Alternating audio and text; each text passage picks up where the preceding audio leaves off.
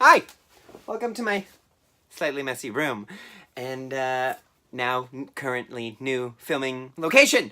Because, yes, if you couldn't tell from the last video, I had to move. I am definitely feeling a lot better than how I was last week, 2 weeks ago, 3 weeks ago?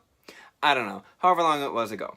Point being, I'm back. I'm doing my movie reviews, and not only is this a brand new movie review, and for a movie that I was excited to see, but it's also the first in many to come for a while. So you're going to be seeing a lot of movie reviews from me the next few freaking weeks.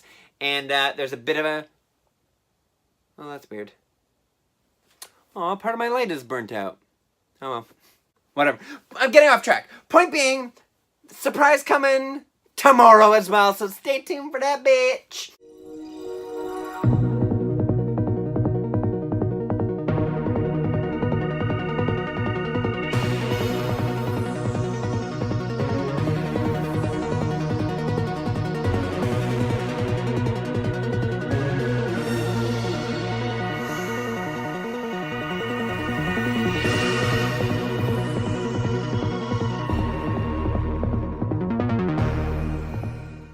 Now, as I said, I am back. I am now doing movie reviews again because it's fun and I love them. And you know me and my movies. I love my movies. This movie review is going to be for Stephen King's Pet Sematary. Oh my God about that movie. So, it was really well done. I'm going to throw that out there right now.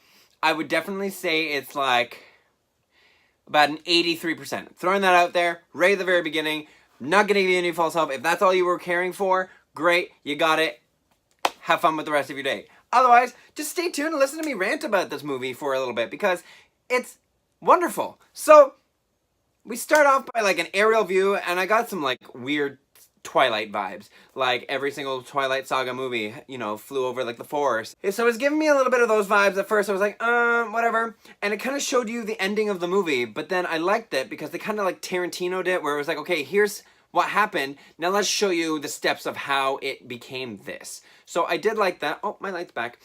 Now, between the beginning and the ending of the actual movie, they were slightly different. It didn't, the way that the movie ended did not show how the beginning of the movie was, which was weird. Like, it showed almost the same thing, but it didn't show the exact same thing. We zoom in and we see all these things, and then it fades into a white, which was really, really bright because it was not allowed. And then we just get in, you meet all the characters, you meet the dad, the mother, you meet the daughter, and then her brother. There was Rachel, that was the mother's name. I can't remember the guy's name, Jason Clarke's character. Unprepared. Lewis. So we meet Lewis, his wife Rachel, daughter Ellie, and son Gage. We meet all of them, and we also meet the cat named Church. Now, you know, they move into this home. They get freaked out by a truck that drives by that magically they don't hear because apparently vehicles in this world don't actually make sound unless they're visible. So that was just one little issue that I had with it. I never actually saw the original Pet Sematary. I saw James A. Janice do a kill count on it, so I did end up watching that, so it was almost like I basically watched the movie itself, and I kind of actually didn't really like the version of that, and I found this one definitely upped the ante. It definitely gave some more scare, some more creepy factors for it, and it was definitely a much better production-wise, obviously, considering we have all the technology that we do today, rather than back in '89. Now, I thought the acting in this was pretty well done. I think the child actress who played Ellie did a phenomenal job. She was really, really good. She was creepy when she needed to be creepy. She was innocent when she needed to be innocent. And I thought she actually outshined everyone else, including John Lithgow's character of Judd. I thought she did really wonderful. And the fact that she was, like, really creepy at some point she showed that, and it was great, and I was living for it. There's not a whole lot of violence and gore. There's one scene where you see someone, and you just kind of like see like a pulsing brain in his head because he got hit by like a truck or a car or something, and his like arm is like peeled away, and bone is exposed. His legs, his head and brain and face are all like ripped. It looked like it was like ripped to shreds, not like he got hit by a car and like it exploded kind of a thing. So that was a little off this, but it gave that bow factor, and it was still, you know, gruesome to kind of give Lewis a bit of like PTSD and keep kind of seeing him. They definitely played up the whole Rachel and her sister storyline a lot more in this one than they did in the original, I found, and just, you know, based off of the kill count that I could see anyways. And they definitely played more like psychological aspects into it. Now, I didn't jump at all in this movie. Not to say that it wasn't scary at all. I mean, yeah, the movie itself was like, it had some pretty good scares. I just wasn't affected by them. I'm pretty sure there would have been one scare, but I just happened to just like accidentally look away at the moment of the scare, and I didn't mean to, because I went with my mother and she was making some like weird sounds, so I ended up looking at her, and just as I was turning back, the scare had already happened, so I was a little disappointed that I ended up missing that scare. But she shrieked and kind of died slightly on the inside, so clearly it was a good scare, although she really gets scared over everything. But that's beside the point. So, good amount of scares. If you're easily scareable, you can jump easily, this movie is going to be great for you. It's providing you like horror movie. If not, and you know someone who is really easily terrified, totally bring them to this movie, because it will be hilarious just to go and see them jump and freak out over everything. The cat. I mean, there were 4 actually that played this one cat, and they were all wonderful. In fact, the points when it wasn't even supposed to be funny, but anytime the cat showed up, people kind of just like giggled because it's a cat. And really, how can you take an evil cat seriously? You can't. It's a cat. So, loved the cat. I kind of wanted to cuddle it, even if it was covered in guck, mud, and like blood. I loved it.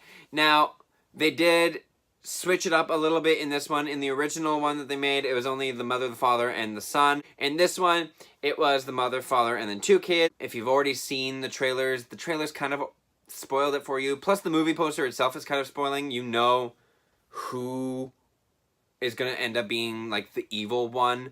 The ending, from what I can remember from the kill count anyways, it seemed was completely different as well. Like, from the original, it seemed like it was more closed-ended, whereas the ending of this one is more open-ended, so you never know what's actually going to happen. And the events that led up to the ending were a little different as well, and just how everything kind of played out and all of that.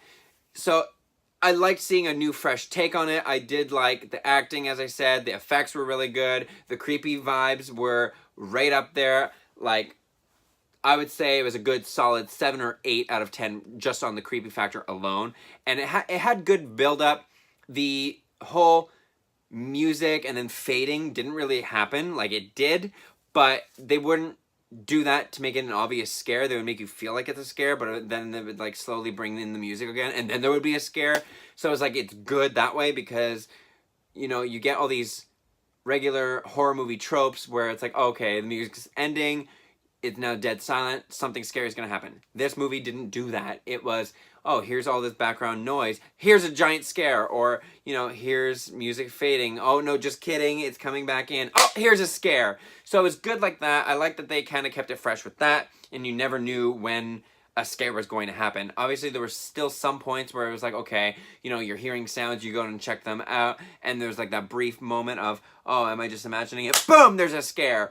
And so they still did that, but that's your typical horror movie. They do that in every single one of them. It was still such a really good movie. The storyline was good. The premise was good. Again, acting, effects, everything was believable, aside from the whole supernatural bury a thing and it comes back alive.